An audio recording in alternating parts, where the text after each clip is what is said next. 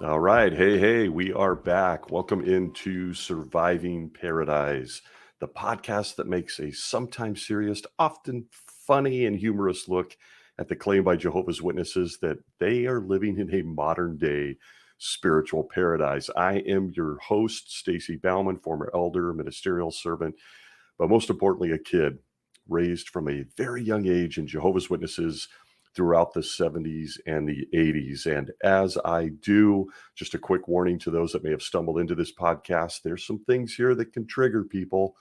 We like to have some fun. We have some sarcasm. We sometimes have a good cry or two, just depending on where we are in the process of healing from the endless monumental damage that is done by Jehovah's Witnesses. But just know that we are not here to try to offend people or necessarily make fun of people. Although this host is as human as they get, and I find myself often being quite a smartass on this show, and that is just part of the process of healing. So welcome in, whether you're a Jehovah's Witness or just someone who is curious about Jehovah's Witnesses or someone that is fortunate enough to be free. I want to roll right into a fun subject this week. And I don't know the simplest way to ask, so I'll just say, have you ever throughout your life had this feeling that you've seen someone before? Like you meet someone for the first time and you think, I recognize you, I know you, but you just can't place it. And it takes time. They look so familiar, but you don't know why. This happens to me all too often. I can't be the only one. But have you ever had that feeling before? Well, am I getting marked up for illustrations this week? I used to have this feeling when I looked at the governing body of Jehovah's Witnesses, or even just when I got an assignment from them out of New York. Maybe it was an assembly part or a baptism talk, or at that time, Kingdom Ministry School, which was the school for elders. I often got assignments, I think throughout two of those, if my memory is correct, to actually teach the other elders. It works much the same way as anything else in the organization. You are assigned, you're recommended likely by the circuit overseer, and New York says, oh boy, you're special. You get to do this. But when I would get these assignments, or when I ever had any interaction, quasi-interaction by extension with the governing body, which is in my day was very rare. It was very rare. But when you got an assignment from them, there was just so much of it that looked familiar. Like, I've seen this somewhere before, all of it, everything about it, whether it was something I read, whether it was something I was listening to in the audience with a talk, the literature itself, which comes at you fast and furiously as a witness, or maybe it was just, which I had many of them, a conversation with a circuit overseer or another elder. There was just many times in the course of my life as a Jehovah's Witness, mostly as an adult and as an elder, where I had an emotion or an uneasy feeling, even sometimes anger, getting pissed off, and felt like it was that same sensation where you meet someone, but feel like you've known them or met them or seen them before, or they remind you of someone, but you just can't place it. And then suddenly you do. It hits you out of nowhere. Boom, right in the face. You recall almost instantly how and where and why you know this person. Now, I work vigorously. God, that's a word right out of a watchtower, isn't it? I work all the time to be very transparent. That I try hard to dissect in my lifetime based on my personality. I've tried very hard to just dissect in my time as a witness every element of Jesus' character. I wanted to, quote unquote, know him. For whatever reason, when I came out of the rebellious teenage years, my goal was to be like Jesus, be a good, good man. I've always been transparent in this show that I think my mind went there possibly more than most people due to just not having a father at home. I was raised by a single mother, my brother and sister and I. And in many ways, in the absence of a father, I bought the belief that I could model myself after Jesus, the perfect guy. I could find a way to be a great man, even though I didn't have a model that raised me or that I could look up to. And let me tell you, as I often say, folks, therapy is a good thing, people. It's a very, very good thing. I realized so much of this in hindsight. So why do I share all this? I'm one of those people that actually tore apart the Gospels. I tore apart the Bible. I've read it multiple times. I'm a big reader. I'm kind of a student type personality. But I went deep. I went deep into the Bible and into particularly the Gospels in the New Testament. And as the years passed by and my own knowledge and experience grew as a Jehovah's Witness, something started to break through the cognitive dissonance for me. And I want to talk about it. Let's talk governing body. They seem to pop up a lot on this little show. But let's talk about the governing body in light of the Gospels, Jesus and his time period. When I was a kid and even an elder, we didn't even know who the governing body was. In our case, we would know a few names, or we would see a very rare photo in a watchtower, one of those classic story of my life articles. But for the most part, the governing body stayed in the background. They were very big on talking about how it's not about us, it's about God, even though I've shared on the show one of my favorite photographs, which is them autographing the Bible. It's unbelievable. But for the most part, the governing body stayed in the background. We didn't know who they were for the most part. We knew our circuit overseer in our area much better than we knew the governing body. So let's just say this early. Despite all of that, we were taught to ignore the fact that Jesus never mentions an organization or even this group called a governing body, subject for another show. But for me, with each passing year, I couldn't shake the obvious fact that the guys in upstate New York bore an eerie resemblance to another group of guys I'd seen before. Guys that really love to control people and go out of their way to separate themselves from every other group on earth. Frankly, this comparison, this aha moment was undeniable to me. It was undeniable. I would like to see if you agree. But more importantly, this subject helps us explore how deep the cognitive dissonance runs in Jehovah's Witnesses. For those of us that have left the organization, they often say, well, yeah, duh. But it's fascinating, even after you leave, how millions that are still Jehovah's Witnesses don't see it. They don't see how they're drowning in this mental malaise and ignoring it. And furthermore, on this subject of the governing body and this group of guys I've seen before and the eerie resemblance, they don't see that either. They don't see it. So let's take a look at a group of guys that Jesus in the Gospels, after my deep dive in my time as a Jehovah's Witness and studies, let's take a look at these guys that Jesus mentions frequently. If they sound or if they look familiar to you, and see what you think. Tell me what you think. As always, we're going to start right back at their book of magic, the Bible itself, straight from the heavens and given to the planet by the governing body's leader and brother and king, Jesus Christ. And if you're listening in, we're going to take a look at the New World Translation, their highly doctored Bible, built and published in upstate New York. So, warning, we're going to have double warning here this week. What happens next may trigger every brother in particular, because God knows the sisters aren't allowed to.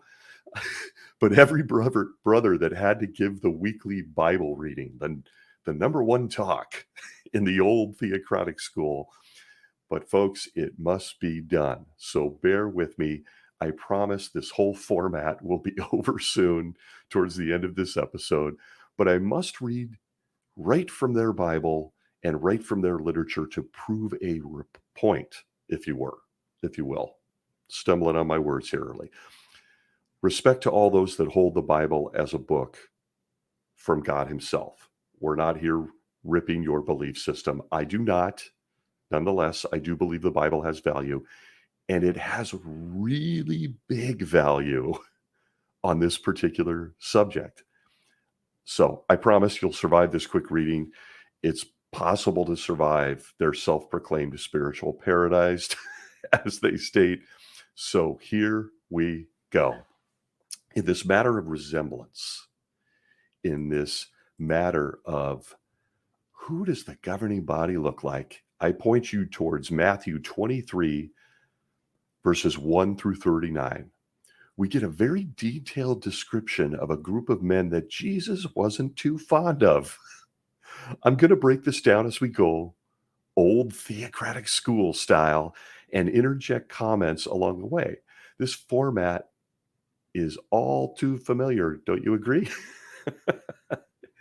And the point of all of this is to gain a snapshot, a look at a side-by-side comparison of another group of dudes that we're supposed to believe, in fact, our lives depend on it, are being directed by Jesus himself. But you be the judge as we read along here.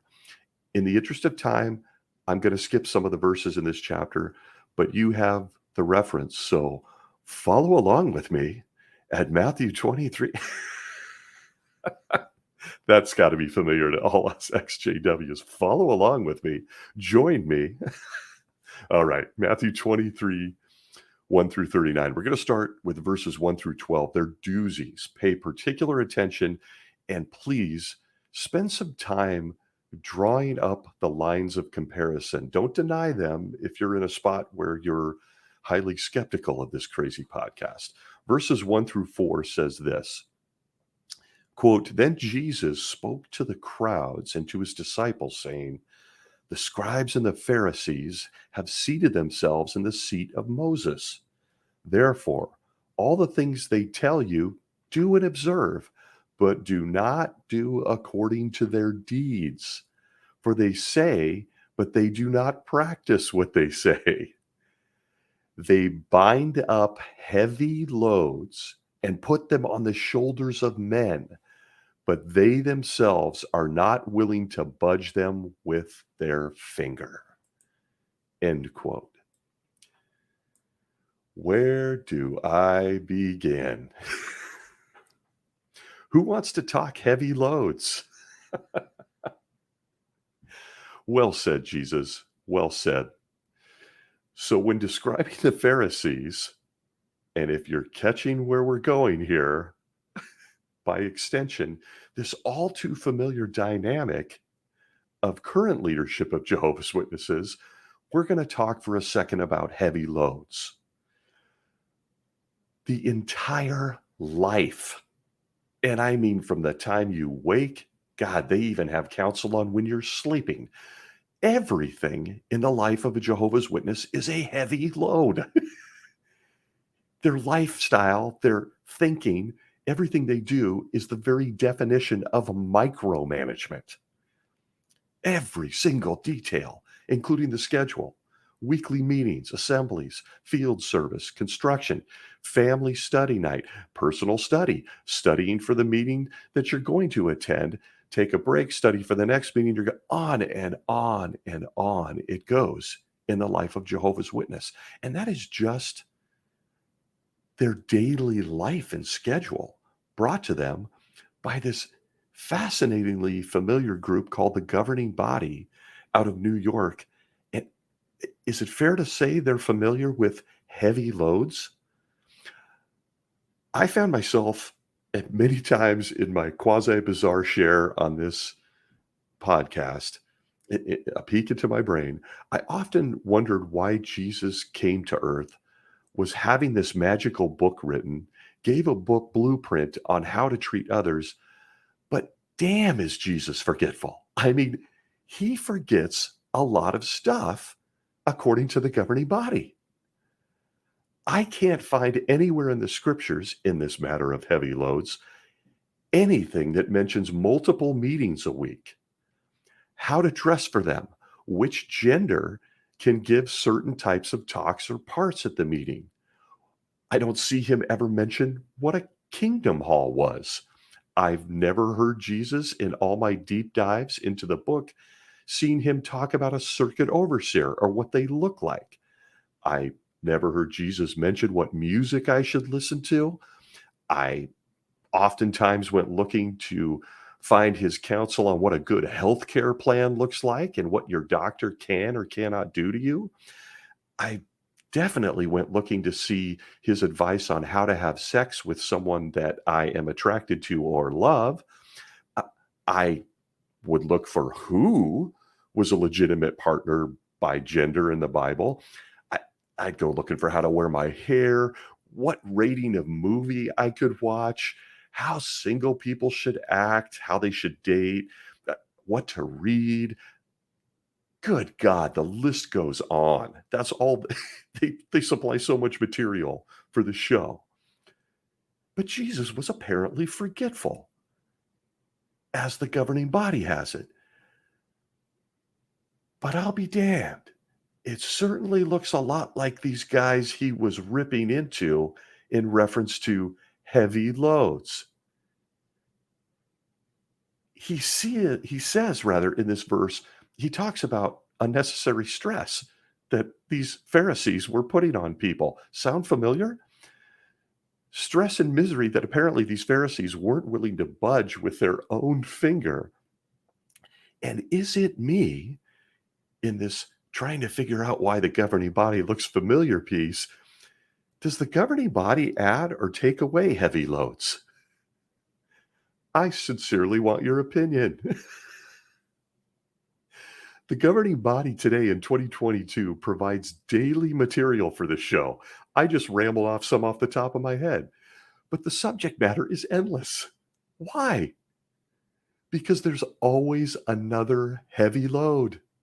There's always another new rule for a Jehovah's Witness. I'll never forget some that pop right into my head here.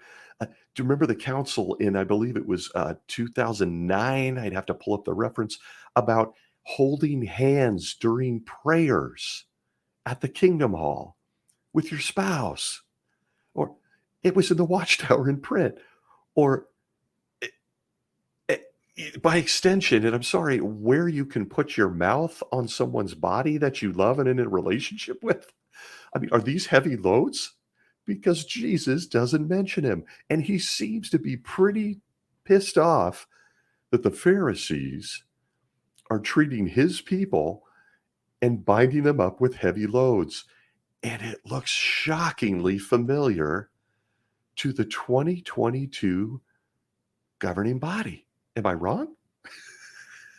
Shockingly familiar. How tight your pants are, how the length of your hair, a slit in the skirt, a jean skirt. Whether a sister, remember this one? Whether a sister could have bare legs at the Kingdom Hall or she had to wear stockings. Who could forget that one? I mean, that was a big one in the 70s, 80s. Especially sisters that had great legs. Oh boy, they were getting canceled. It was over. None of this mentioned by Jesus, but we do have Jesus ripping into a group of men called the Pharisees, saying, you bind up these people with heavy loads that I've never mentioned, I never made rules on, and damn, does it look familiar to another group of people known as the governing body of Jehovah's Witnesses in 2022. Please correct me if I am wrong. But Jesus doesn't stop there. Going back to the magic book in verses 5 through 12, Jesus continues on his diatribe with this group known as the Pharisees. And he doesn't mince his words. It seems pretty clear that the guy the governing body says directs them and speaks only to them has either really changed or is very forgetful, because the governing body acts a whole lot more like the guys he's ripping into than they do Jesus himself. It's very puzzling. Therefore, why I constantly bring up cognitive dissonance. But back to the nugget of Holy Spirit known as the Bible, in verses 5 through 12, Jesus, and picture this in your head, go there with me, continues. He says, quote, all the works they do to be seen by men. For they broaden the scripture-containing cases that they wear as safeguards and lengthen the fringes of their garments.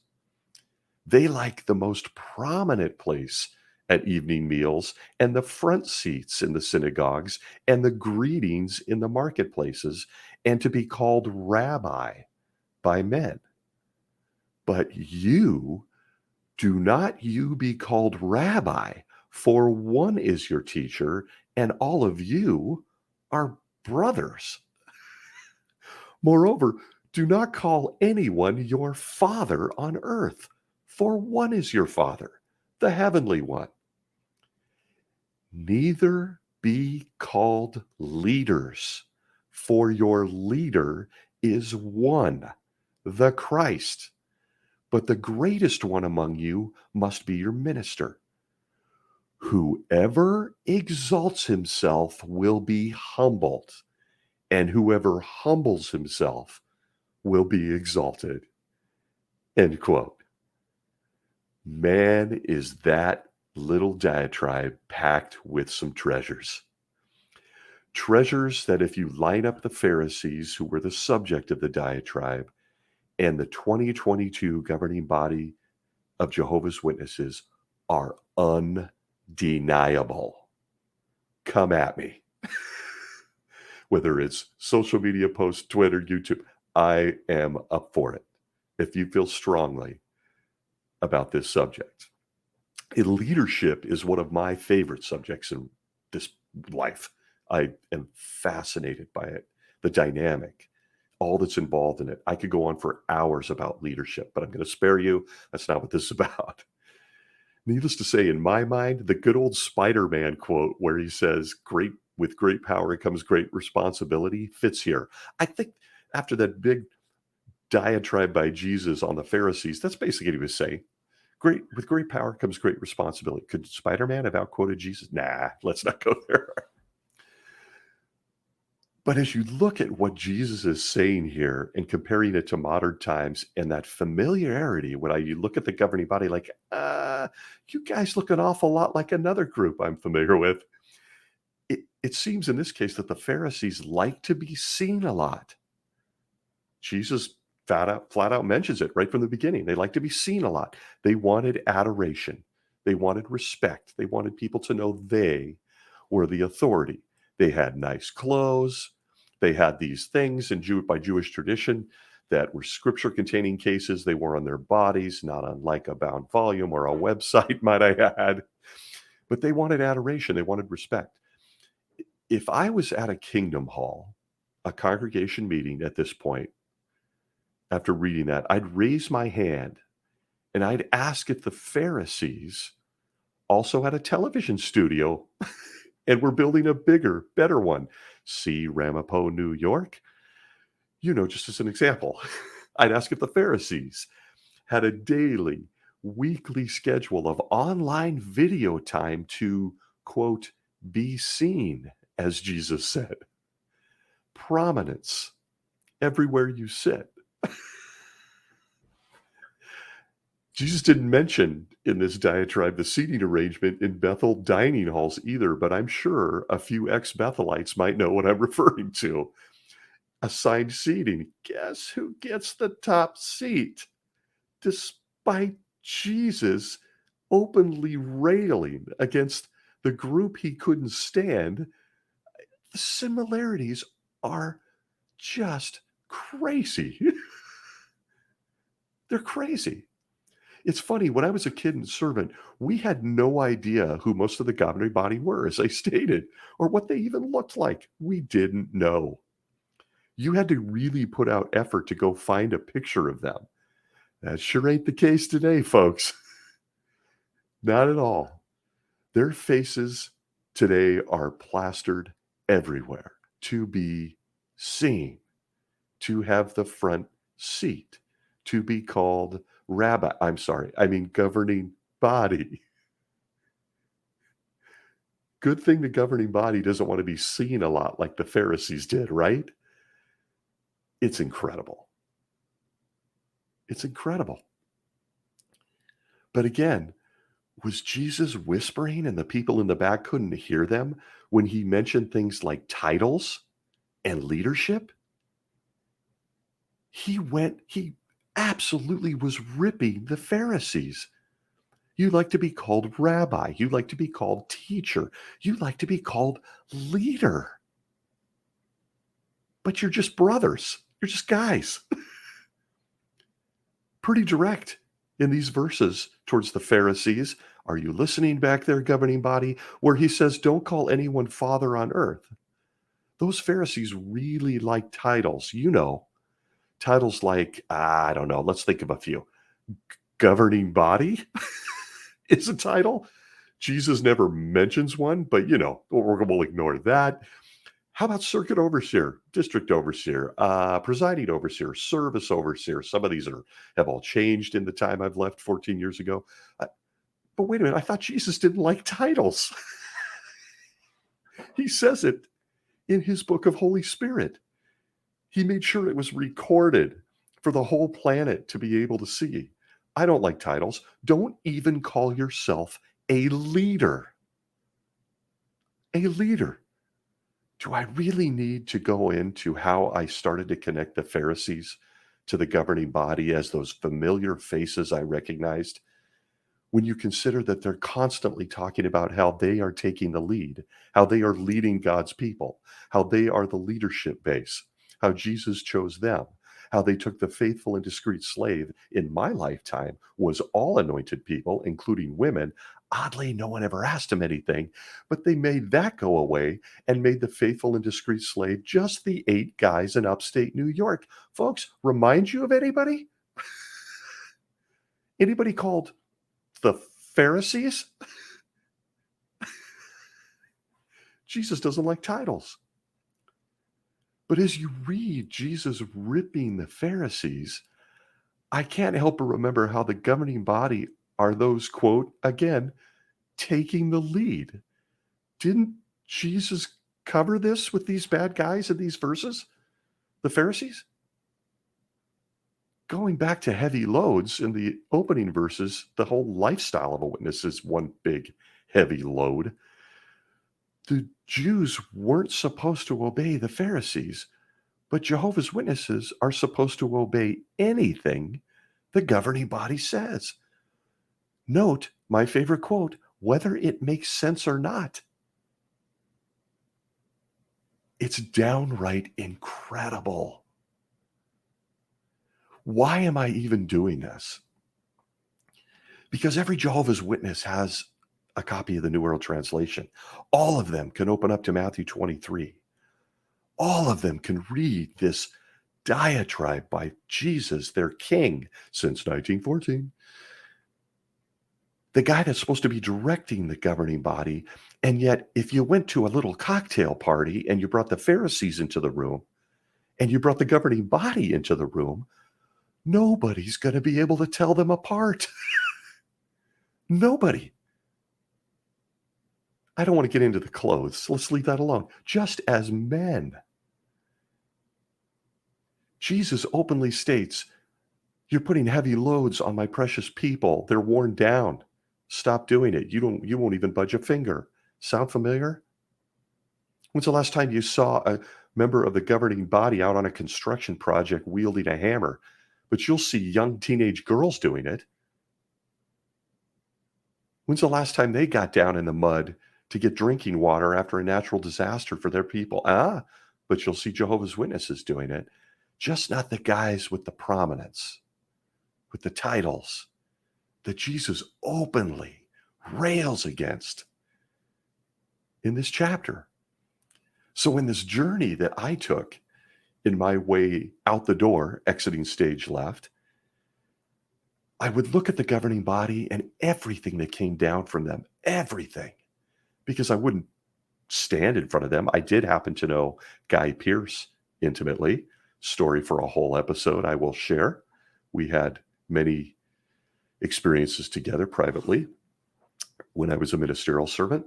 I'll share it down the road. But overall, you don't hang out with the governing body. But you've got a really nice blueprint here by Jesus that says, don't act like these guys. The part that's such a massive disconnect and disturbing is that the governing body acts just like these guys.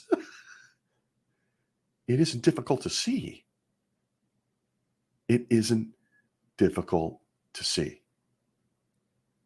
And so when I was making this journey out the door, I couldn't put my finger on who the governing body reminded me of. And then I stumbled back into this. But wait a minute, we're not done. Back to Matthew's account in chapter 23. I'm going to skip to verse 13, where Jesus continues to say, don't be like these guys, which makes it all so puzzling. He says, woe to you, scribes and Pharisees, hypocrites, because you shut up the kingdom of the heavens before men. For you yourselves do not go in, neither do you permit those on their way to go in. Now, this one was always interesting to me. It was really easy at ground level to see Jesus going, don't create unnecessary stress, quit with your self-importance. We're all just people here. Just be each other's minister. Quit taking the best seats. Quit making up titles for yourselves, all of which done. But this one was interesting. This one's funny. Now, growing up as a Jehovah's Witness, the anointed, or the 144,000, included men and women who had the heavenly hope. It intrigued me for as long as I could remember. A, how do they know? Subject for another show. How do the numbers add up? Newsflash, they don't.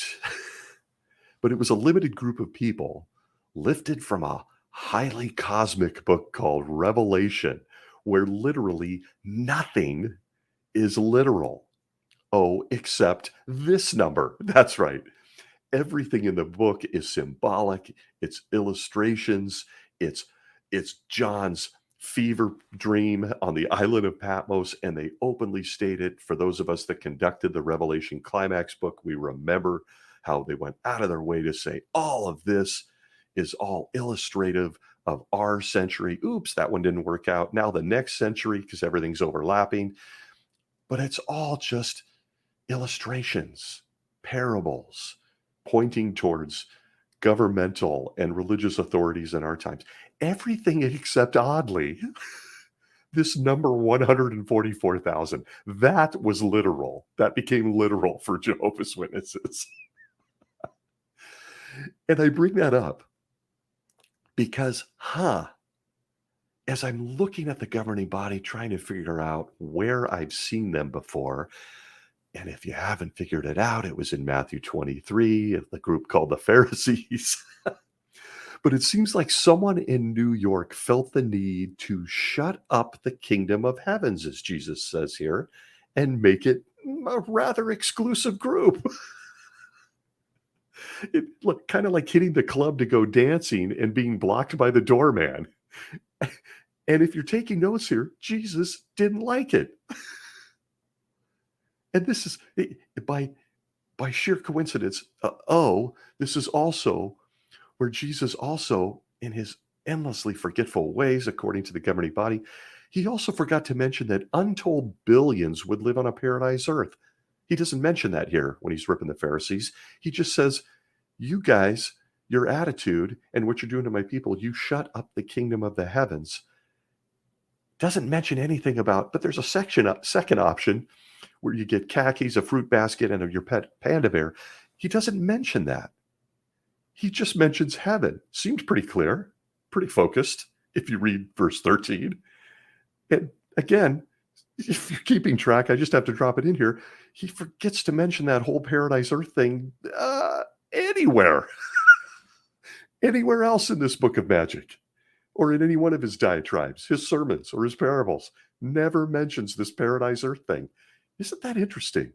The king never tells his people that there's going to be, by the way, it affects billions and billions of people, even those who will be resurrected. Doesn't mention it. But I digress. I'm getting off track. Let's go back to this verse. These guys, the Pharisees, shut up the kingdom of the heavens. Let that sink in. Jesus only ever talked about heaven, folks. Subject for a whole nother episode. But the guys in upstate New York seem to shut up the kingdom of the heavens before men. Wouldn't you agree? Not only that, but they even shut out their other fellow anointed ones when in recent years they decided that the faithful, discreet slave was just them, the 8 guys. Got the message from Jesus, probably a memo, maybe an email. But if there's a group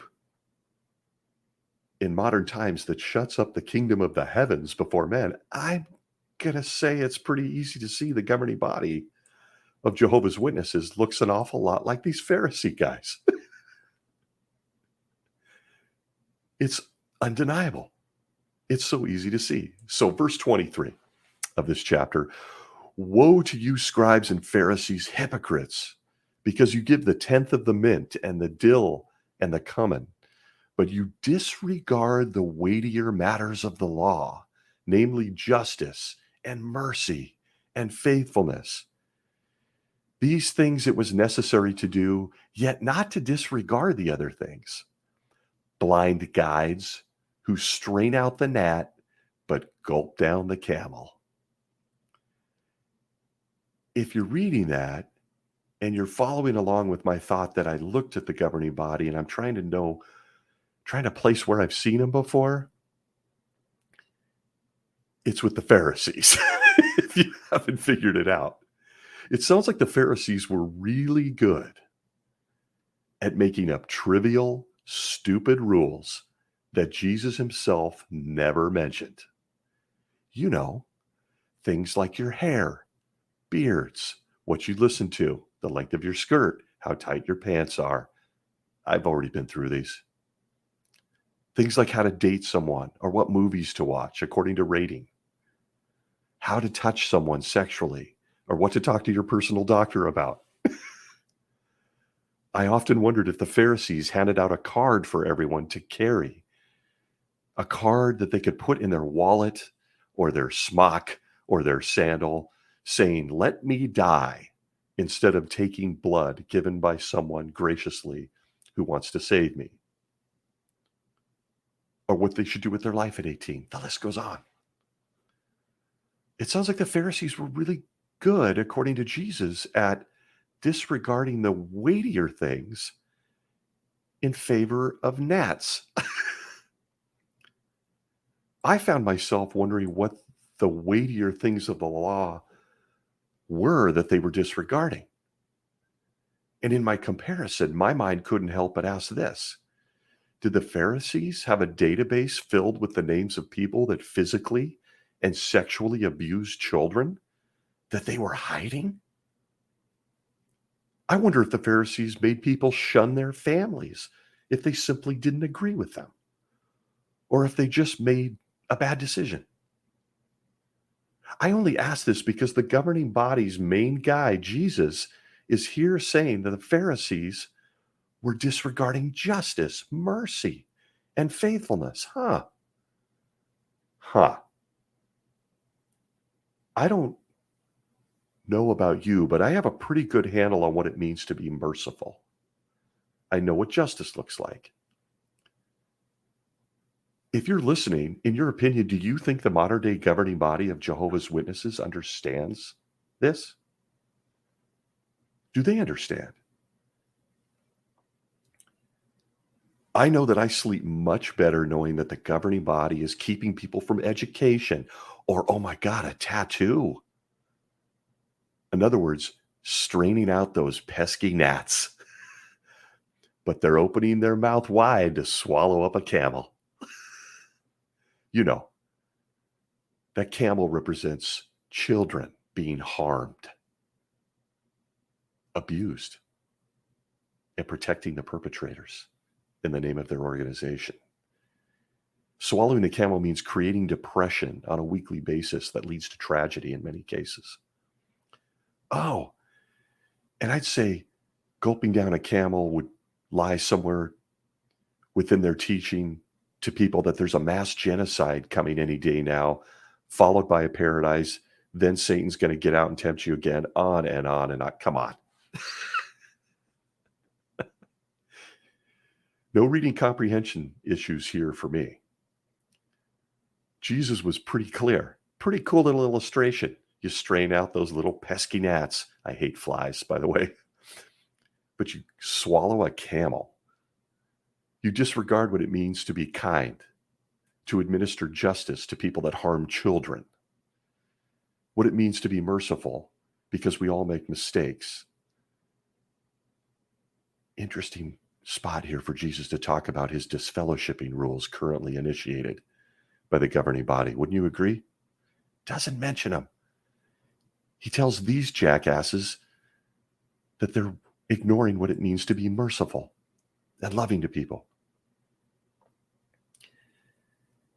I share all of this because at this point, if you haven't figured out that the governing body bears a exact striking resemblance to the Pharisees, I don't know what more I can tell you.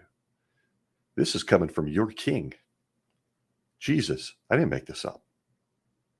It's in your Bible. But he doesn't stop there.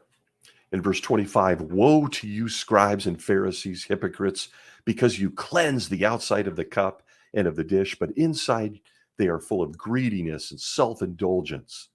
Blind Pharisee, cleanse first the inside of the cup and of the dish, so that the outside of it may also become clean. End quote.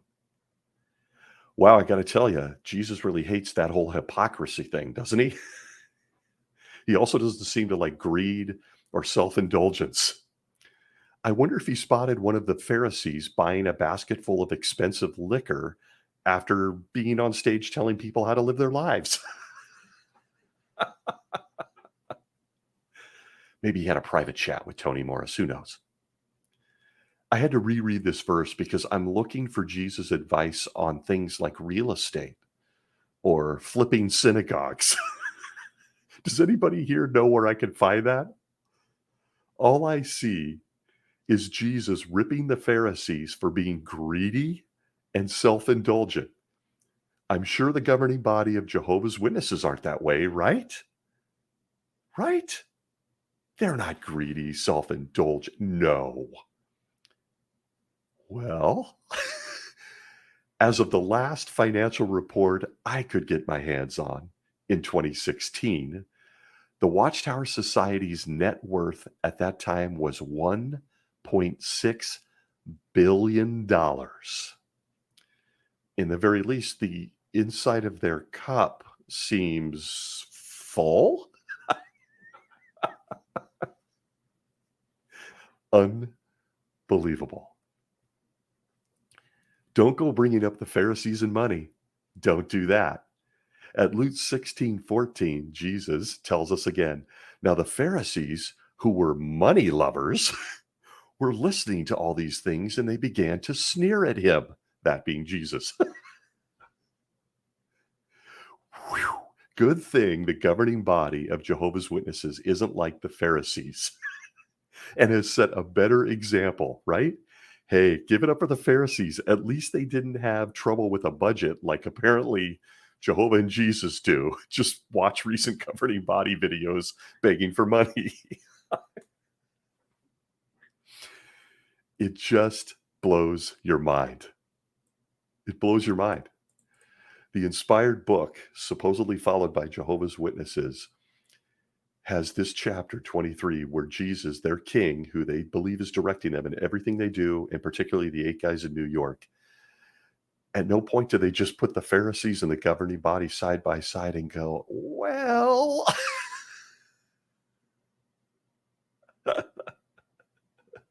But he continues. I'm going to try to race through this. In 27, woe to you, scribes and Pharisees, hypocrites. Really repetitive on that one. Because you resembled whitewashed graves, which outwardly indeed appear beautiful, but inside are full of dead men's bones and of every sort of uncleanness. In the same way, on the outside you appear righteous to men, but inside you're full of hypocrisy and lawlessness. And you lie on the stand at the Australian Commission. Wait, sorry, I added that one.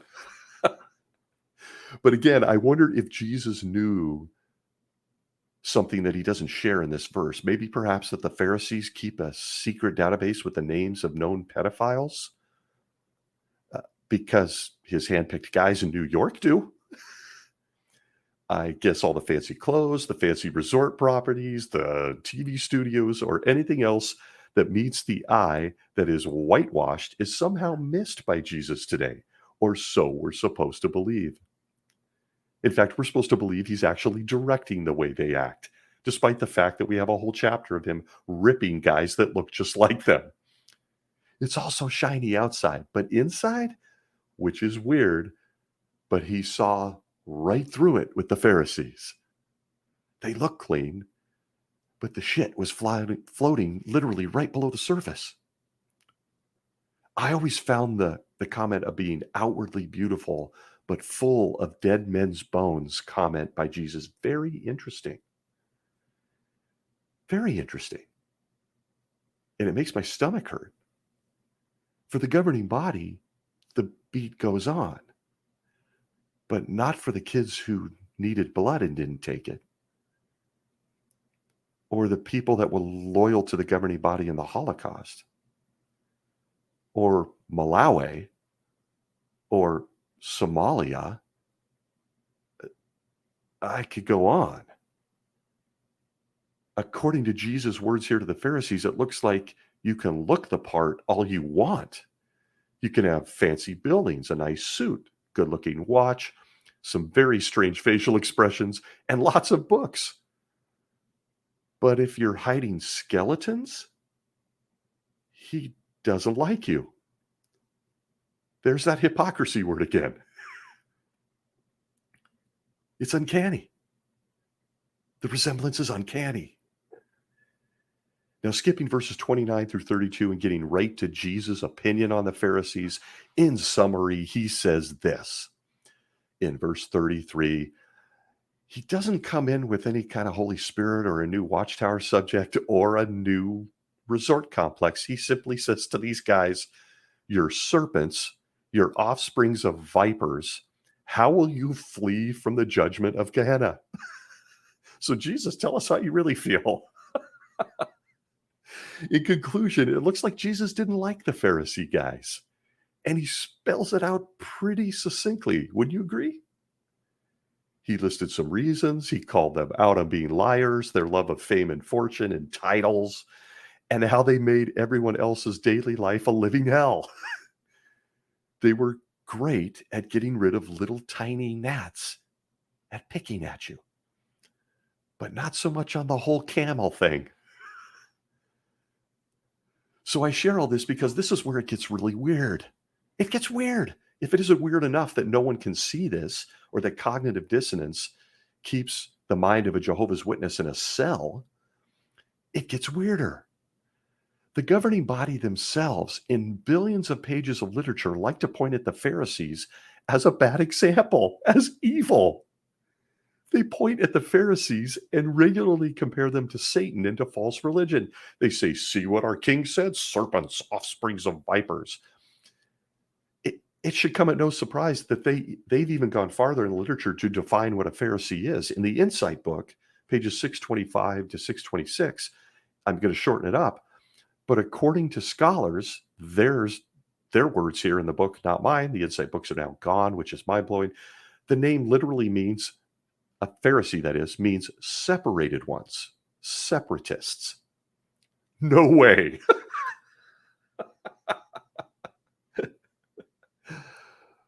But the fact that the governing body can read Jesus, their leader that they alone have a relationship with, ripping into the Pharisees and listing why is a mind blower. They seem to miss some critical details as to why Jesus was mad at the Pharisees, or even worse, how they literally, they being the governing body, have stole the entire playbook of the Pharisees and are using it today. Every phase and detail of their existence is just like the Pharisees. But here, as I mentioned a second ago, here's where it gets weird. Are you interested in seeing the depth of delusion, the dishonesty, the cognitive dissonance that the 8 guys in upstate New York, the God Squad, have Jehovah's Witnesses living under? I want to share with you just one. And it's a stunning reference to prove this point. As I read this, you tell me who this is describing. Is it describing the Pharisees or the governing body? And keep in mind that the governing body wrote this. I want to cue up the Twilight Zone music. Follow along here. December 15th, 2001 Watchtower article, Learn From Me, the study edition. Anyone can get this. I encourage you to do it. The governing body writes this. See if you can sense what this does to the human brain, to a Jehovah's Witness, to a kid that's hearing this. And marvel at the delusion. It says this in the December 15th, 2001 Watchtower. From a study of biblical and secular evidence, we can conclude that the Pharisees thought highly of themselves as guardians of the public good and the national welfare. They were not satisfied that God's law was fundamentally clear and easily understood. Wherever the law seemed to them to be unspecific, they sought to plug apparent gaps with defined applications to eliminate any need for conscience. These religious leaders attempted to devise a precept to govern conduct in all issues, even trivialities. Are you with me? Are you with me? The governing body is writing this about the Pharisees. But it continues. I mean, trying to fill gaps in places the Bible doesn't comment on, trying to get involved in every phase of someone's life in trivialities. Who wrote this? But it goes on. The quote, the first century Jewish historian Josephus made it obvious that the Pharisees considered themselves to be kind, gentle, just, and altogether right for the task. Sound familiar? However, the Gospels present them as they were seen by the common people: proud, arrogant, self-righteous, fault-finding, judgmental, and demeaning. I'm wondering if the Pharisees talked about people being split open like hot dogs, or lighting a match on stage and blowing it out. Nothing demeaning about that, Toni Morris. Nothing demeaning about that. Or hey, Stephen Lett, nothing demeaning about calling a precious, gorgeous little newborn baby an enemy of God. But I go back to the reference. It says, quote, Jesus castigated the scribes and Pharisees as hypocritical. They bind up heavy loads and put them upon the shoulders of men, but they themselves are not willing to budge them with their finger. Yes, the load was heavy, and the yoke imposed on the people was harsh.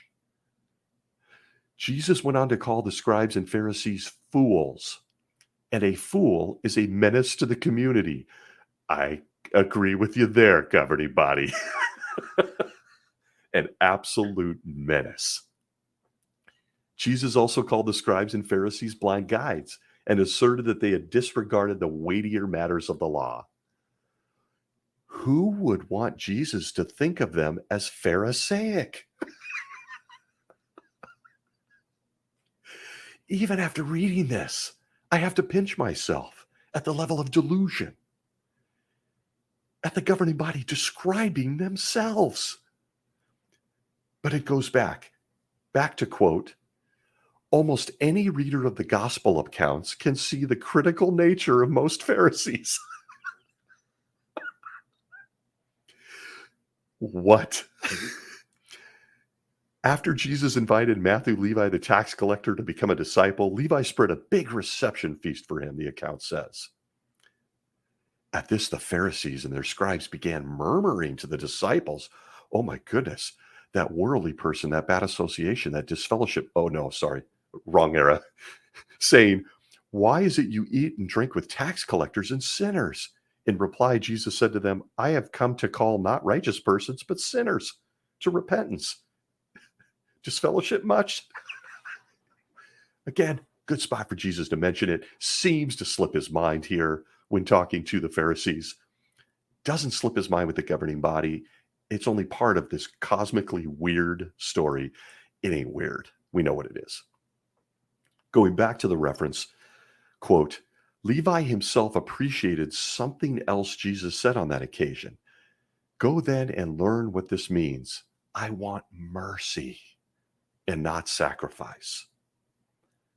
I want you to help people who have sinned, who are depressed, who are suicidal.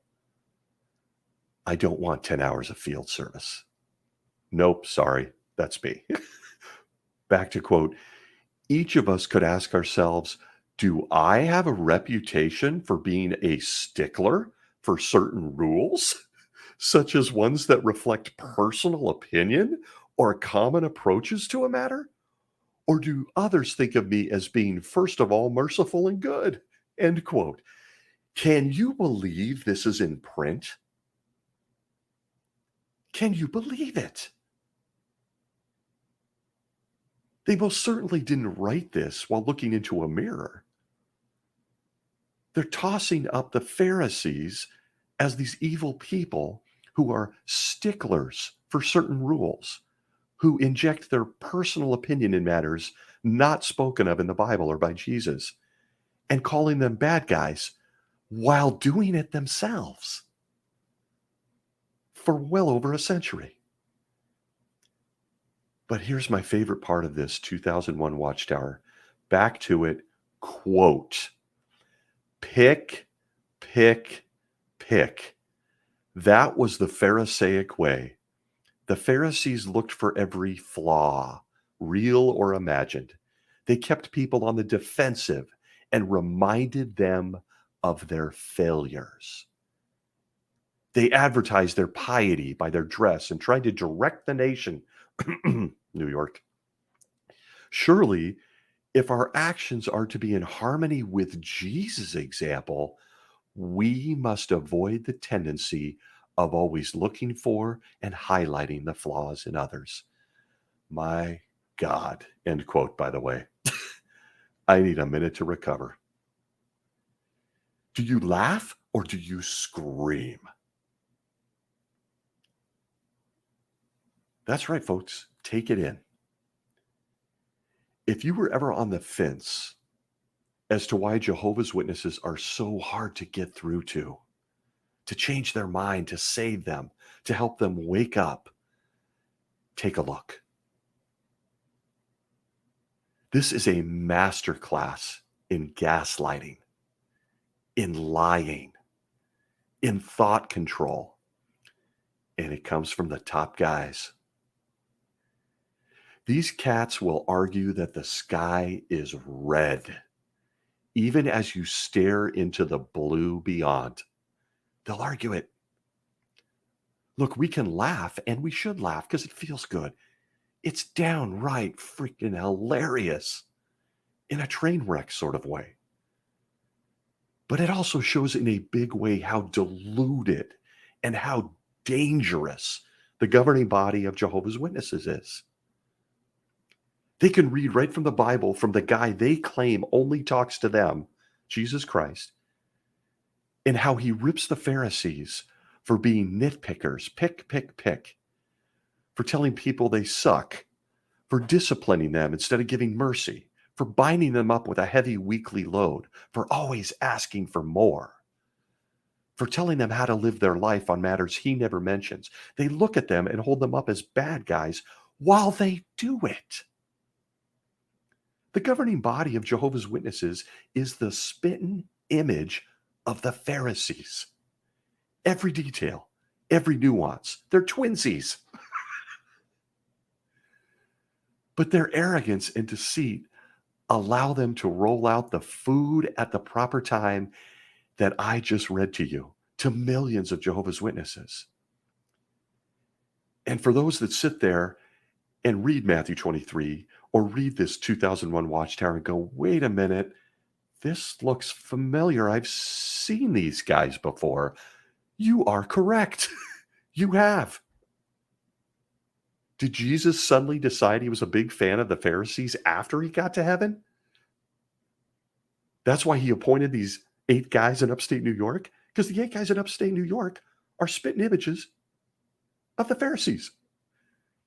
They literally, in Matthew 23, follow it line item by line item and require millions of Jehovah's Witnesses to get in line with what they say. They like prominence. They're on videos now. They have a website. They're building TV studios. It's just getting worse. It's just getting worse. It's unbelievable.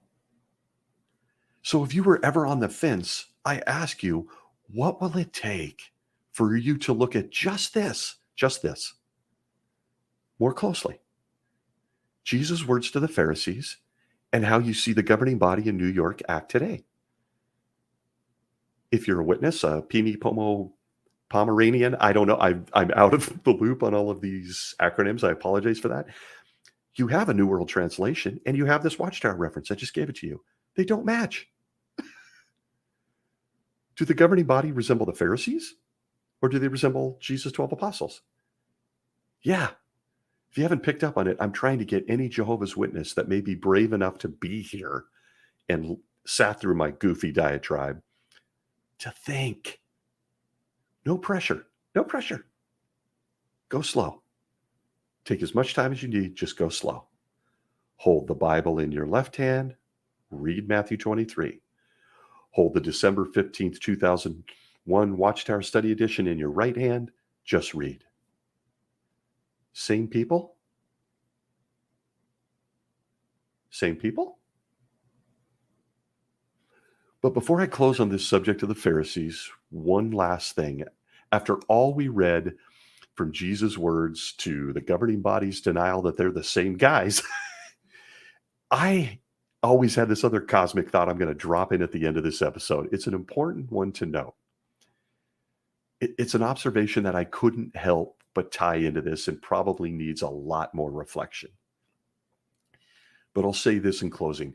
Is anyone surprised that the Bible's Apostle Paul was at one time a Pharisee before he converted? Am I the only one who picked up on this? I don't think so. I mean, all of Paul's writings don't reflect any Pharisaical thinking, right? His thoughts aligned with Jesus, right? I know. Cognitive dissonance. People might be getting triggered. People might be going, where the hell is he going with this? The Apostle Paul was at one time a Pharisee. And it is only, the Pharisees that Jesus ripped and called serpents, vipers, that they were going to burn. Those Pharisees. Paul was once one of those guys. And it's interesting as you look at the Bible in this matter, that it's only Paul and his writings that give us just an incredible view of women and what they have the right to do and not do. It's only Paul in the new part of the Bible. I'm losing it right now. In the New Testament, thank you, in my brain. It's only Paul that gives a scathing view of homosexuality, of being gay. It's only Paul that gives a scathing view of authority, who should be in charge. I mean, Paul wasn't a Pharisee, though, anymore, right? Right? An interesting observation I made as an elder. Jesus treated women amazing, often held them in higher regard than men. Women at the well, Mary Magdalene, his own mother. He's dying. Take care of my mom. Jesus didn't comment on being gay. He commented on loving people. But Paul, that former Pharisee, he had a lot to say about this stuff. So to tie it all together, we've seen these guys before. They're familiar. They exist in every high control organization on this planet. All of history is littered with groups of men that act like this. But for Jehovah's Witnesses, the irony is that the very guys in upstate New York that like to talk about the Pharisees are nothing more than twinsies with them. And in many ways, much more deadly than the Pharisees. So I leave that there. In my quest to figure out where I've seen someone before, I applied that to my own study of Jesus, of the governing body when I was a witness, and the striking, uncanny resemblance to the Pharisees. Thanks for joining us. I'd love to know what you think. I'd love to get your opinions. That's what this is all about. Does the governing body look a lot like the Pharisees to you? Did Jesus decide to model his guys after the Pharisees right after he ripped them when he was on earth? Did he decide he wanted the governing body to look like serpents and offsprings of vipers? Or could there be yet another explanation? I look forward to your comments. Wherever you may be, hopefully you are well. Take time to love yourself. Go out and do something fun.